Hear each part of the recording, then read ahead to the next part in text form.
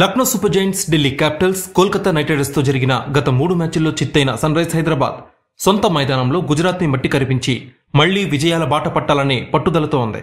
ఈ సీజన్ ని ఘనంగా ప్రారంభించిన సన్ రైజ్ హైదరాబాద్ ఆ తర్వాత జరిగిన 3 మ్యాచ్ల్లో కూడా ఓటమి పాలైంది. ఈ 3 మ్యాచ్ల్లో తుది జట్టులో మార్పులు చేసినా ఫలితం దక్కలేదు. ఆడమ్ జంపా స్థానంలో వియాన్ మల్డర్, కామిందు మెండిస్లని ఆడించిన ప్రయోజనం దక్కలేదు. అయితే టాప్ ఆర్డర్ వైఫల్యం సన్ రైజ్ హైదరాబాద్ పతనాన్ని శాసిస్తోంది. ట్రావిస్ హెడ్, అభిషేక్ శర్మ, ఇషాన్ కిషన్, నితీష్ కుమార్ రెడ్డిలు ఊహించిన మేర ఆడలేకపోతున్నారు. దారుణంగా ఫెయిల్ అవుతున్నారు. హెన్రిచ్ క్లసన్, అనికేత్ వర్మలు రాణిస్తున్నా వారి బ్యాటింగ్ విజయానికి సరిపోవడం లేదు. మరోవైపు బౌలింగ్ విభాగం కూడా తేలిపోతుంది. ఎంతో అనుభవం కలిగిన Mohammed Shami, Pat Cummins expectations కి తగినట్టు ఆడలేకపోతున్నారు. స్పిన్నర్లు జీషాన్ అన్సారీ, కామిందు మెండిస్, ఆడమ్ జంపా పర్వాలేదు అనిపిస్తున్నా హర్షల్ పటేల్, సిమర్జిత్ సింగ్లు ఆకట్టుకోలేకపోతున్నారు.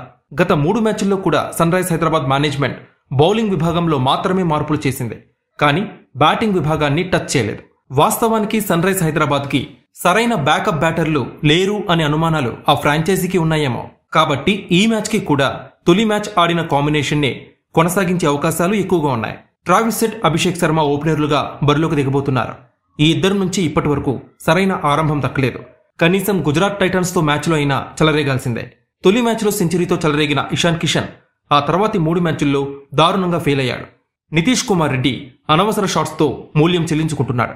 హెన్రిచ్ క్లసన్, అనికేత్ వర్మ పర్వాలేదు అనిపిస్తున్నా చివరి వరకు ఆడలేకపోతున్నారు. టాప్ 6 బ్యాటర్స్ లో 3 చెలరేగిన సన్ రైజ్ హైదరాబాద్ కి తిరుగుండదు. కానీ పరిస్థితులతో సంబంధం లేకుండా భారీ షాట్స్ ఆడి మూల్యం చెల్లించుకుంటున్నారు. ఇక ఉప్పల్ పిచ్ బ్యాటింగ్ కి అనుకూలంగా ఉండబోతున్న నేపథ్యంలో కామిందు మెండిస్, జీషాన్ అన్సారీల్లో ఒకరిపై వేటు పడబోతుంది అనే ఎక్స్పెక్టేషన్స్ ఉన్నాయి. ఎక్స్ట్రా బ్యాటర్ ని తీసుకునే ఛాన్స్ ఉంది, లేదా అథర్వా టైడ్ కి అవకాశం దక్కవచ్చు. సిమర్జిత్ సింగ్ స్థానంలో జయదేవ్ ఉనగ్దత్ ని ఆడించవచ్చు. షమి, కమిన్స్ ప్రధాన పేసర్లుగా కొనసాగుతూ ఉండగా హర్షల్ పటేల్ ఎక్స్ట్రా ఎడిషన్.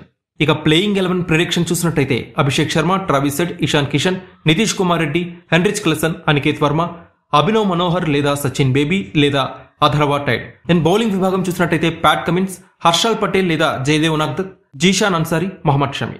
ఇక జీటీతో మ్యాచ్ లో ఎస్ఆర్హెచ్ ప్లేయింగ్ 11 ఎవరుంటే బాగుంటుంది అనుకుంటున్నారో కామెంట్ సెక్షన్ లో పంచుకోండి.